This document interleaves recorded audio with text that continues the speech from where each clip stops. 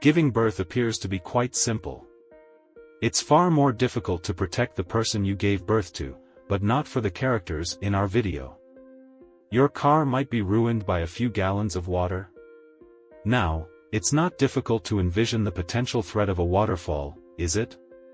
However, that's also where these birds hide, both themselves and their young. How did they think of it? To be honest, I don't know. In northern South America, the great dusky swift is found in rainforests close to waterfalls. It's likely the only bird that can fly through the strong water jets twice a day because it has adapted to them so effectively. Swifts swoop down into the waterfall one by one in the evening after spending the entire day in the air. The birds appear to have ancestors who were woodpeckers, and occasionally they seem to remember this and start to knock against hard surfaces. While some researchers in the past didn't even think that swifts could survive a collision with a waterfall, others find regular tasks that appear difficult. Swifts spend their entire lives in their nests, which are kept secret from the public by a steady stream of water. Who would risk going that high when no raptor is capable of doing so? Do you recall the fate of the car? Isn't that amazing?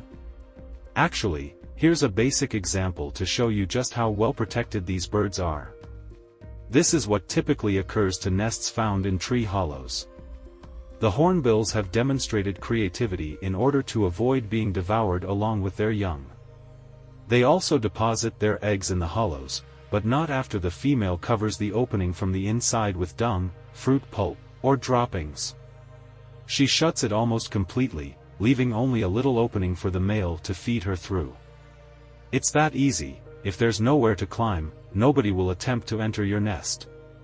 The female demolishes the built wall, exits the hollow, and then seals it again a few weeks after the offspring hatch. As adults, the chicks depart from the hollow, and it's not as simple as it initially appears. Perhaps you were wondering, what about all that waste? And it is a problem, for sure. Certain hornbill species females use a hole in the hollow to discard their waste. Be mindful of your head if you pass by. However, not many creatures have been given any means of self-defense by nature. For instance, the armadillo recently struck it fortunate. That's all, it curls up in a ball.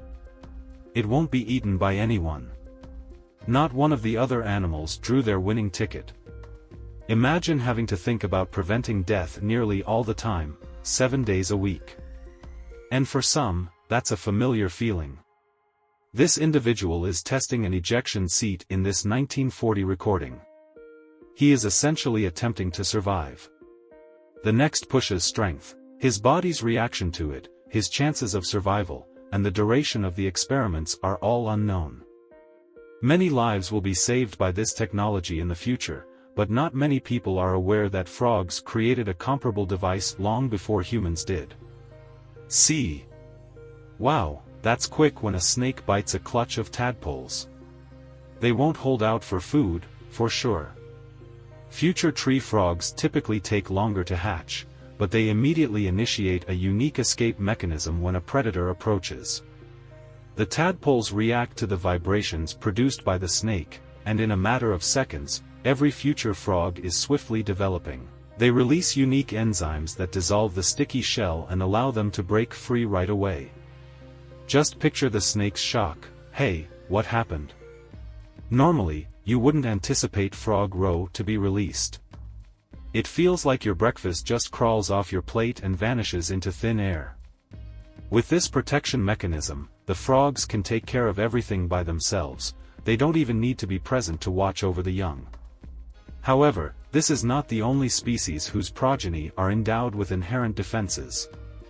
Although few people are interested in cercopody, the relatives of cicadas, as adults, the nymphs are far more fascinating. It looks like they live in the bathtub all the time because of the thick foam that forms around them. They construct a bubble nest around themselves by enclosing themselves in a fence made of their watery urine combined with a unique sticky substance. The thick coating of foam is a natural barrier against predators, but more significantly, the nymphs have adapted to breathe through it. They claim that the foam not only has an awful, bitter taste, but also shields the nymphs from prying eyes. That seems that there is a scientist out there who has willingly licked insect urine foam, even though I don't want to think about that. It tastes a little bit harsh. But do the nymphs breathe through those bubbles, the scientists wondered? Okay, so some creatures really did go to tremendous efforts to devise these defense mechanisms for their young, but if nature is a school of survival, then there inevitably will be winners and losers in every class. This fish merely serves as an example. By the way, a pile of weird trash is a sicklefish nest where the eggs are laid. Incredible degree of safety, and there are role models below. The primary trait of the big mouth hapfish species, which is exclusive to Lake Malawi in Africa or aquariums kept by individuals, is the conviction that a newborn is safest in its mother's mouth. Yes, in whole seriousness. All of the fry are prepared to hide as soon as a predator shows up. Nothing can make them feel less confident than the knowledge that their mother is a formidable predator or the opinions of other aquatic life. Yes, the over-the-top appearance was a bit excessive, but picture a fry who has been reluctant to embark on an own life for far too long. Mom, you're 35, get a job already. However, this isn't limited to fish. Crocodiles, what about them? They essentially do the same thing, just not consistently. In order to prevent the crocodiles from becoming prey for other predators, females only move their young from the location of birth into the water rather than hiding them inside their mouths when danger first approaches. Try to dissuade this mother from wanting to care, even if it's typically not a very long travel. By the way, I've read that the female searches the area ahead of time for any threats, but to be honest, that doesn't really assist if that's the case. Despite all the maternal care, many juvenile crocodiles perish young because adult predators find them to be too appealing prey. Perhaps this is the reason moms do all in their power to keep their newborns safe. Even when they hear a sound that mimics babies, they react. Turning it on will frighten off a potential attacker or cause her to hurry to the eggs believing the crocodiles have begun to hatch.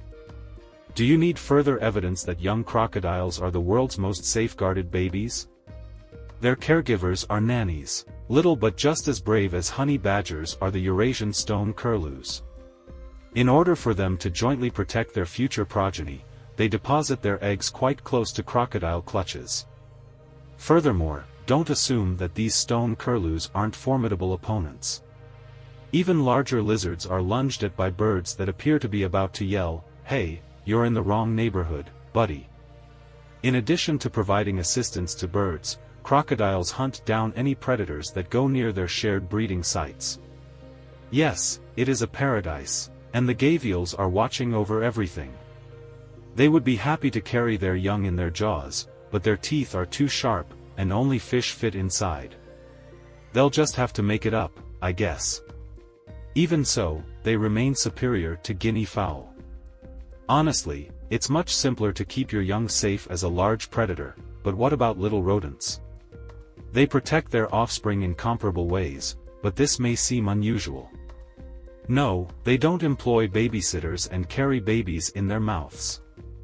They simply procreate in vast quantities. Crocodiles also act in the same way. Up to 100 eggs can be laid by a female Nile crocodile at one time, from which several baby crocodiles hatch. This is just what's needed to keep the population alive when a large number of them will eventually pass away. However, crocodiles are unaware of another method, which is probably a good thing. Like some other small animals, squirrels mask their fragrance by covering it with the skin of a shed snake.